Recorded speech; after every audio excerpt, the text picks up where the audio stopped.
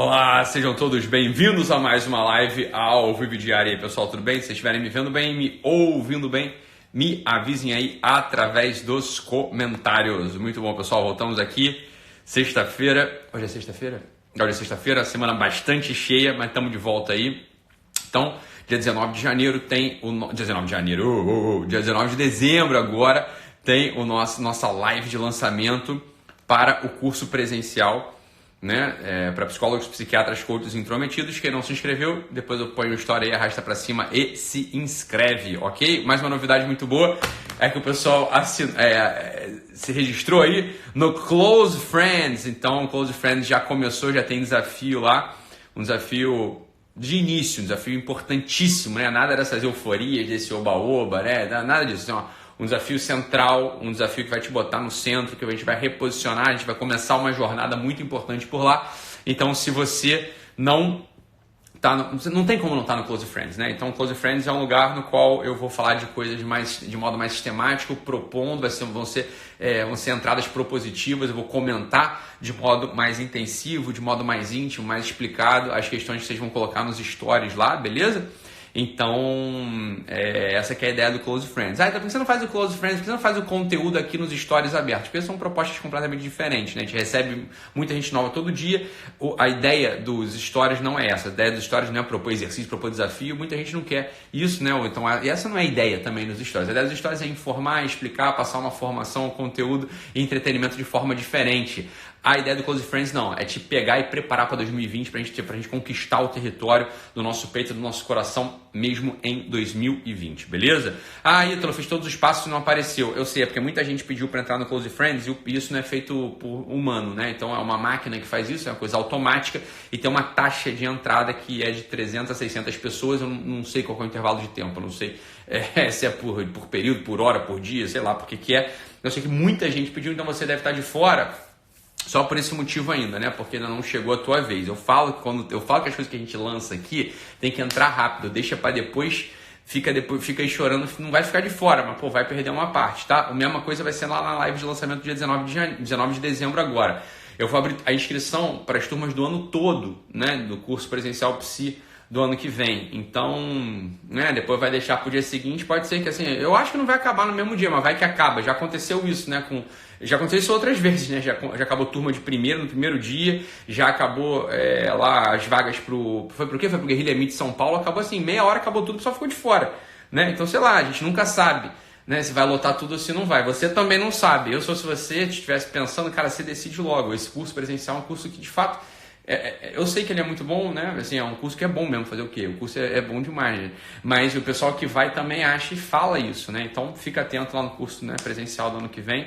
É um investimento que vale muito, muito, muito a pena mesmo na tua história, na tua vida.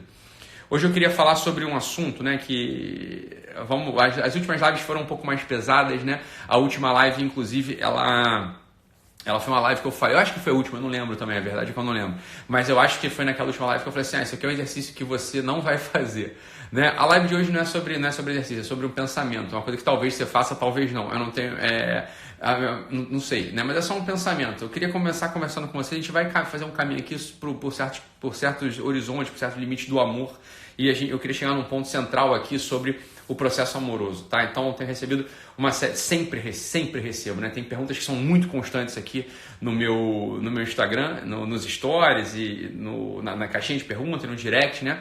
Perguntas sempre muito frequentes, perguntas sobre depressão, perguntas sobre sentido da vida, perguntas sobre relacionamento. Essas perguntas elas estão mais ou menos presentes e eu queria falar com vocês agora aqui eu ia falar sobre amor, sobre relacionamento, né?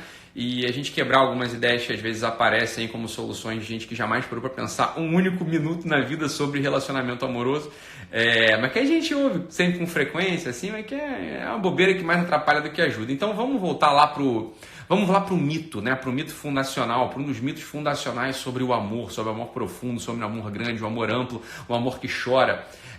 Se vocês voltarem lá no mito fundacional, se vocês forem lá atrás na mitologia grega, existe um sujeito chamado Orfeu, né? Algumas pessoas lembram, outras não, do mito de Orfeu, e a gente vê, né, que o próprio Vinícius de Moraes ele tem um teatro, ele tem uma peça teatral falando sobre o mito do Orfeu e muito conectada, né, ali com a transição do samba para a bossa nova, né? Tem exatamente ali um ponto de entrada da música, dessa música profundamente nacional, carioca sobretudo, que aparece ali nos anos 60, na virada dos anos 60, na qual o Vinícius ele pega esse mito de Orfeu, faz uma releitura, né, Orfeu da Conceição, Orfeu Negro, faz uma releitura do mito de Orfeu, mas, bem, os elementos centrais estão mais ou menos presentes ali no teatro do Vinícius e depois isso dá origem, posiciona mais ou menos ali o que é o amor para aqueles sujeitos que estavam na transição do samba para a bossa nova. Eu vou falar daqui a pouquinho isso, mas a verdade é que o mito de Orfeu era o seguinte, Orfeu era um sujeito é um dos padroeiros, por assim dizer, né, um dos símbolos dos músicos, dos musicistas, porque Orfeu cantava com a sua lira, Orfeu acalmava os pássaros, Orfeu fazia dormir as sereias, né? Quem lembra daquela história dos argonautas, no qual alguns sujeitos convocados por Jasão foram atrás ali do touro, do bezerro de ouro.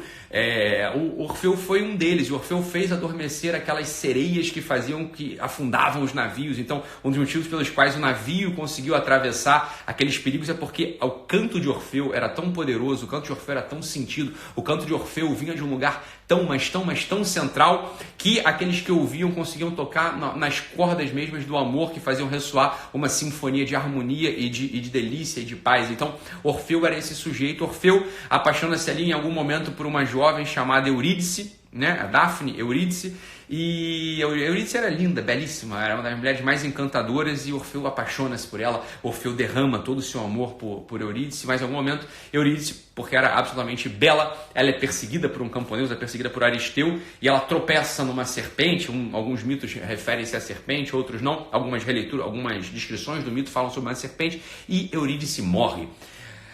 Orfeu, ao receber a notícia da morte da sua amada, Orfeu canta um choro que sobe até ao Olimpo.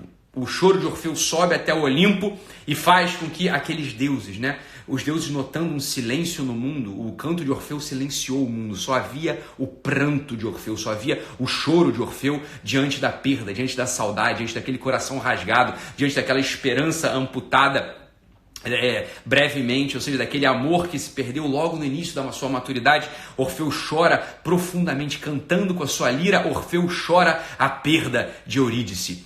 No mundo faz-se um silêncio no qual só ecoa o pranto, só ecoa o choro, só ecoa o coração de Orfeu. Essa sinfonia sobe até ao Olimpo, os deuses descem e prostrados começam a chorar com Orfeu. Os deuses do Olimpo se compadecem do pranto de Orfeu, os deuses do Olimpo se compadecem do choro de Orfeu, e um desses deuses, um desses sujeitos que fazia a travessia da terra dos vivos para o trono de Hades, da terra dos vivos para a terra dos mortos, Creonte, né, que era o guardião da barca, chorando, oferece algo novo, algo que jamais foi oferecido a nenhum homem, oferece que Orfeu vá até o mundo dos mortos procurar a sua amada Eurídice. Orfeu amava Eurídice.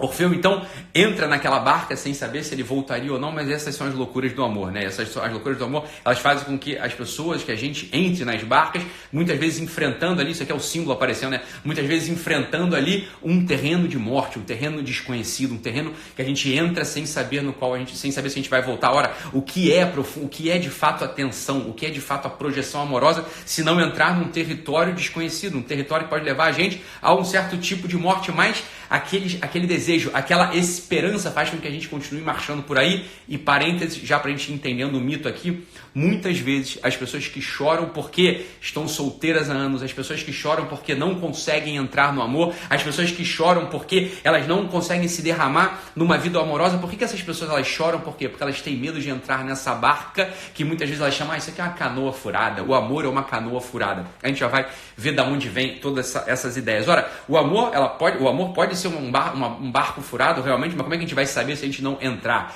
É para isso que existe esse território, para isso que existe essa abertura, para que a gente entre com o coração, para que a gente entre cantando de fato um choro da saudade, um choro do desejo, um choro da projeção amorosa, que só vai se satisfazer se encontrar o outro. Aqui, outro parênteses, a gente já mata uma outra dessas balelas da modernidade, que se eu não for um bom ímpar, como é que eu vou ser um par? Se eu não me encontrar comigo mesmo, se eu não estiver me amando a mim mesmo, como é que eu vou amar o outro? O problema é que o ser humano ele é polar, o ser humano ele nasce e ele só aparece enquanto pessoa na projeção de um para o outro. A gente, olha só, meus amados, a gente, entenda isso, isso na cabeça de uma vez por todas, a gente só se perfaz, a gente só aparece, a nossa vocação só encontra plenitude, só encontra esplendor quando tem uma outra pessoa que nos olhe, não nos olhos, que nos olhe no coração, que consiga de algum modo completar aquilo que nos falta, que consiga de algum modo antecipar os nossos movimentos, que consegue de algum modo se derramar plenamente sobre a gente. Isso é a natureza da dependência amorosa, e não tem nada mais delicioso do que isso. Veja, dependência amorosa não são dependências patológicas, isso é um outro problema, isso é outra questão. A dependência amorosa é um movimento natural do espírito humano e muitas das frustrações amorosas, dos desamores, das infelicidades do nosso tempo se devem a essa incapacidade de entrar neste barco que adentra ali no reino dos mortos, né? Quer dizer, aqui é um lugar que eu não conheço, é um lugar de domínio desconhecido, eu nunca entrei aqui antes, mas justamente esse é o movimento, o momento que Orfeu não tem medo de fazer. Orfeu, então, ele entra nesse território dos mortos, procurando a sua amada Eurídice, não a encontra. Em não a encontrando, mais uma vez, pega sua lira e chora as dores de um coração que sangra diante do fado, diante da fatalidade, diante do destino de não encontrar quem se ama. Ora, Orfeu, tocando a sua lira, colocando todo o coração na sua lira, cantando as suas dores, as dores da saudade, cantando as dores daquele amor, daquele projeto amputado logo no início, amputado brevemente, toca então o coração de Perfésione, toca o coração da esposa, da mulher do rei do Hades, do trono de Hades, toca o coração de Hades, toca o coração da esposa e do deus Hades, que descem chorando lágrimas de chumbo, lágrimas de metal, descem com toda a dor do seu coração, e ambos, né, o Hades e a Perfésione, o Hades e a sua esposa, olhando-se um para o outro, encontram ali um sujeito que pode amar. Esse sujeito que pode amar, então, é de algum modo presenteado, porque Hades encontra Eurídice e entrega ao seu amado Orfeu. Ambos se reencontram naquele reino dos mortos, e no reino dos mortos, ora, os corações se tocando, tudo faz-se luz mais uma vez, eles se reencontram, a felicidade volta, ambos de fato voltam a ter um projeto, por quê? Porque Orfeu não teve medo de entrar na barca de Creonte, adentrar nesse reino desconhecido, adentrar nesse reino novo, iniciar um projeto mais uma vez para reencontrar o seu amor que havia sido perdido, que havia sido afastado do seu coração. Hades diz para Orfeu: olha, vocês então, receberam aqui um beijo dos deuses, vocês aqui então podem voltar ao reino dos vivos com uma única condição. Vocês vão precisar fazer a travessia de volta. Essa travessia nas trevas vai precisar ser feita de tal modo que um não olhe para o outro. Se Orfeu olhar para Eurídice, se Orfeu olhar para Eurídice, ela retornará ao reino dos mortos e nunca mais vocês se encontrarão. Orfeu então e Eurídice caminham na direção do reino dos vivos, voltam por aquele rio, entram mais uma vez numa barca fazendo um caminho inverso, e já encontrando a luz do reino dos vivos, já quase chegando próximo ao projeto de união vital, o que acontece? Orfeu ouve um soluço, tem dúvidas e volta o seu olho para trás procurando Eurídice, olha para Eurídice, que imediatamente é abraçada por um emissário de Hades e some nas trevas. Sumindo nas trevas, Orfeu se desespera e perde o amor da sua vida e mais uma vez toca a sua lira num pranto profundo, mas agora definitivo. Essa é uma outra dinâmica do amor, Olha, os casais que se perdem em algum momento, os casais que em algum momento da sua trajetória amorosa, do seu destino amoroso, esses casais que em algum momento se perdem, pela rotina, se perdem porque se desencontraram, se perdem no final das contas por uma negligência, se perdem por motivos da vida. Esses casais que estão num momento perdido, no momento de desunião, mas que ainda se amam, que querem se encontrar, se esses casais eles começam a querer se olhar muito, a morte volta a aparecer. Por quê? Porque a morte já estava lá e é por isso que eles se perderam. Aqui, outro parênteses dentro da nossa história, aqui mais uma vez entra eu preciso quebrar aquela ideia que muitos conselheiros, muitas pessoas dão. Olha, vocês estão em crise aí, casalzinho jovem, vocês estão em crise? Arranja uma viagem, faz um cruzeiro, vai para Miguel Pereira, vai para Bonito, vai para Natal, vai para Europa, né? Vai para, sei lá, para Indonésia. Vamos fazer uma viagem, vocês vão ser muito felizes de novo, vocês vão se reencontrar. Mas, meu filho, é justamente o inverso.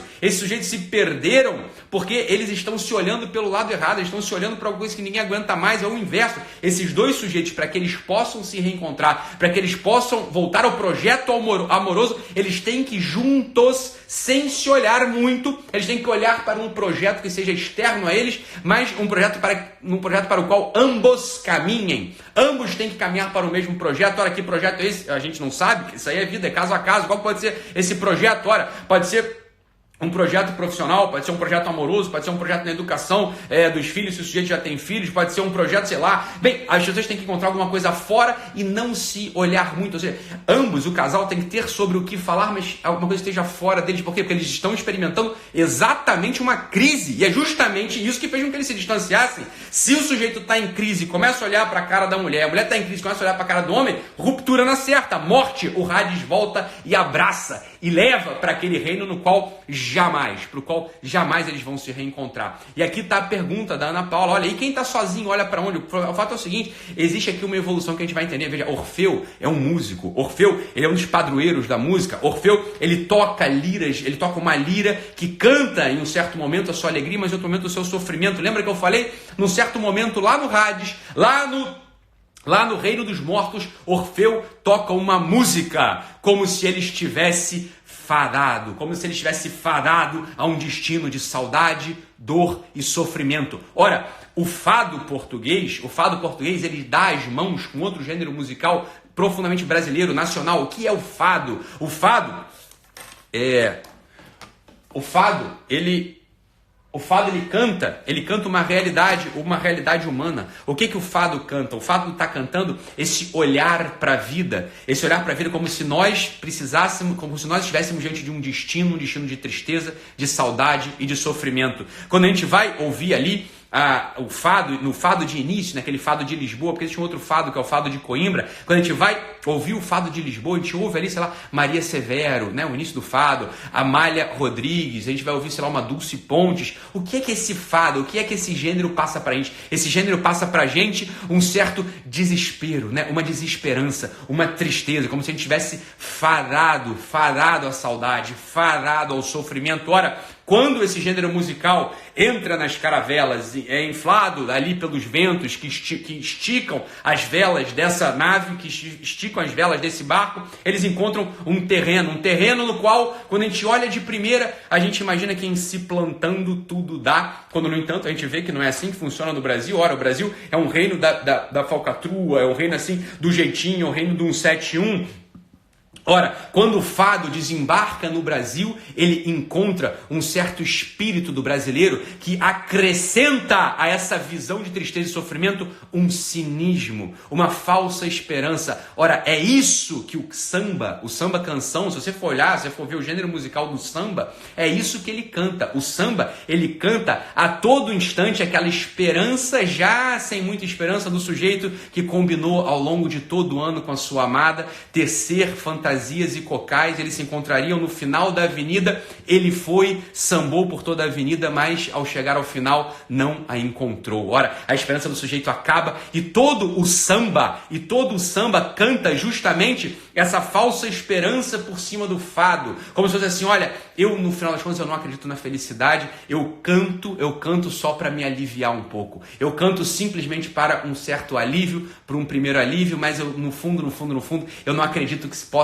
eu possa de fato ser feliz com o meu amor. Ora, veja, o Orfeu dá as mãos ao fado, que dá as mãos ao samba, dá as mãos ao samba nacional. Ora, o homem, em algum momento, o brasileiro, ele de algum modo enfastiado, de algum modo tentando cantar uma falsa esperança diante de um amor impossível, tentando cantar uma falsa esperança diante de uma tristeza. Ouça o samba canção. O samba canção, ele é inflado ao máximo no samba de enredo. O que é o samba de enredo? O samba de enredo é aquela aposta desesperada. O que é o samba de enredo? Eu vou sambar, eu vou me acabar na avenida, eu vou beijar quem eu tiver para beijar, porque eu sei que ao final desse desfile, daqui a pouco, dali um pouco, dali no final de 3 dias, dali no final de 2 dias, eu vou encontrar como realidade implacável uma quarta-feira cinzenta. Eu vou encontrar como realidade implacável as cinzas de uma quarta-feira qualquer, no qual toda a esperança dessa felicidade acaba. Isso é a visão desesperada do samba, canção e do samba de enredo, que dá as mãos para outro gênero, e esse gênero é o gênero que entrou na tua cabeça. Você que me perguntou, ora, e quem está sozinha, no que está acreditando? Por que eu estou sozinha? Ora. Veja, existe uma outra aposta que é posterior ao samba, e os bossistas, os sujeitos da bossa, né, que ouçam isso com muita atenção. A transição do samba para a bossa se dá ali com o João Gilberto, o próprio Tom Jobim. Olha, a música Felicidade do Tom Jobim, que bem, na minha visão, tudo bem, Tom Jobim é bossa nova, mas aquela música ali, tristeza não tem fim, felicidade sim, né? Felicidade é como uma pluma que precisa ficar sendo soprada a todo instante por um vento, senão ela se cai desgostosa como uma gota de orvalho. Ora, o que é essa transição do samba para a bossa? É uma aposta num outro movimento, que é esse movimento que tem tomado a alma de muitos de nós brasileiros diante do amor. É aquela coisa assim, olha, a bossa é o seguinte, olhando para Orfeu, olhando para a desesperança, olhando para Orfeu que perdeu definitivamente, olhando para o fado, olhando para Amália Rodrigues, olhando para Dulce Pontes, olhando para Maria Severo, olhando para as grandes fadistas de Lisboa, olhando para aquela tristeza que canta a saudade, que canta o amor que se foi, olhando depois para os sambas, né, para o samba canção, para o samba de enredo, que não acreditam mais, que tem um olhar de cinismo diante do projeto. Para onde se vai o olho? Para onde se vai o olho da bossa nova? O olho da bossa nova, ele vai para aquele presente momento, vai para um carpe diem. Vamos aproveitar isso aqui, essas deliciazinhas aqui do dia a dia, né? Olha só, aqui é uma fala cantada, veja, nem o virtuosismo, né, da música operística eu preciso, porque não vale a pena. Olha, Orfeu cantou do jeito que cantou e não teve Eurídice. Eu não preciso do virtuosismo vocal. Para que cantar um piângelo? Para que cantar, né? Para que encenar Cleópatra ali no piângelo? Olha, eu vou fazer um apoio vocal. Veja, João Gilberto não canta, Tom Jobim não canta. O que eles fazem? Eles, é uma voz falada, mais ou menos amanhã, é uma voz falada com suporte, porque veja, de que adiantou cantar? De que adiantou exercitar toda a potência do amor, toda a potência vocal, toda a potência sonora? Do que adiantou eu conectar o meu coração com a minha boca e falar aquilo que está dentro de mim, se o destino foi esse destino de fado, foi esse fado? Ora, de que adiantou isso tudo? Então, basta esse sussurro de uma Luísa, basta esse sussurro de um amor não tem fim, felicidade sim, porque veja bem, isso aqui não tem efeito nenhum. Então, bora, então vou falar cantando, vou fazer um banquinho, com um banquinho e um violão, é o que basta. Por quê? Porque eu já não quero mais projeto, eu já não quero mais entrar no reino dos mortos, eu já não quero mais atravessar o rio de Creonte, eu já não quero mais ter a esperança de um amor profundo. Basta isso aqui, é pau, é pedra, é o fim do caminho, é só as águas de março já que vão fechando o verão. Essa que é a história. A bossa, ela olha para esse amor frágil, para essa coisa humana, trivial. Trivial, o que é uma garota de Ipanema? É a coisa mais linda, né? Que vem, que passa num doce balança caminho do mar, ok, mas é só a garota de Ipanema. Qual o projeto que eu tenho diante dessa garota? Ora, o que é a garota de Ipanema na minha vida? A garota de Ipanema não se distingue de Ipanema. A garota de Ipanema é como se fosse um banco no qual o sujeito senta e contempla algo já sem a esperança de poder ter uma vida comungada, uma vida em união, uma vida ampla, uma vida plena, como aquela que Orfeu desejou ter junto com Eurídice. Ora, você está sozinho porque entrou esse espírito da bossa nova dentro do seu coração. As relações são transitórias, é uma garota, é a coisa mais linda que eu já vi passar, mas ela vem e passa, é coisa que não se distingue. Isso é o espírito, esse espírito da bossa, o espírito do banquinho do violão, o espírito, olha, eu preciso me exercitar, eu preciso unir o coração e a boca, um banquinho e um violão e um suportezinho vocal. Isso não dá conta, a bossa é um olhar, a bossa nova canta esse olhar que você tem, a bossa canta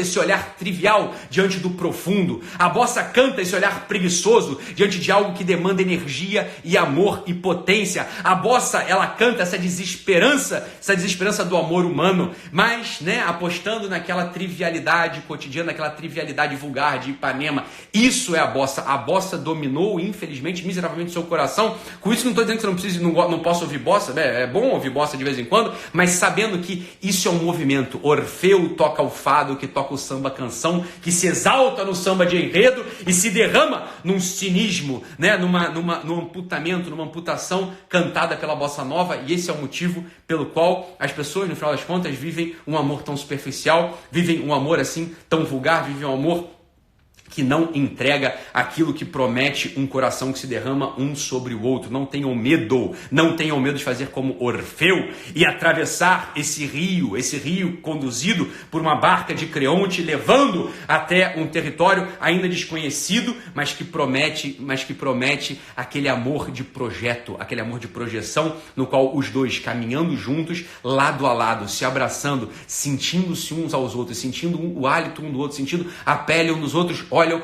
numa mesma direção, porque esse é um dos elementos do amor, o projeto comungado por vidas que se laçam, que se entrecruzam, que são tecidas umas nas outras com o próprio coração. Então é isso, meus amados, fiquem com Deus, um abraço e até mais. Inscrevam-se no aulão de lançamento da turma dos cursos, né, do ano de 2020, que vai ser dia de setembro agora, às 21 horas. Fiquem com Deus, um abraço e entre lá no Close Friends. Até mais.